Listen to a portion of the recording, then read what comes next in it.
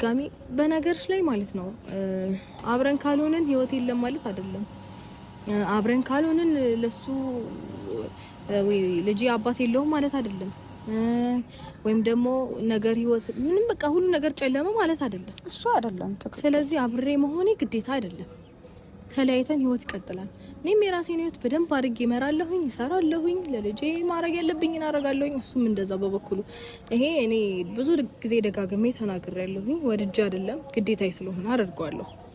ለልጄ መኖር ስላለብኝ ግዴታዬ ስለሆነ አደርገዋለሁ። እንደገና እሱም እንደዛው ግዴታው ስለሆነ ያደርገዋል። ወዶ ሳይሆን ግዴታው ስለሆነ እሱ ግዴታ ነው። ግዴታ የሚባለው ነገር ራሱ ኢቭን ማስገደድ የሚባለው ነገር መኖር የለበትም። ወደነው ደስ ብሎን በቃ ከልባችን ምናምን ነው መሆንም ያለበት። ግን ደግሞ ይሄ አልፈልግም ካልሽ ደግሞ በቃ ግዴታ ነው። አልፈልግም ማለት ታች ገባሽ? ስለዚህ እኔ መኖር አለብኝ ለልጅ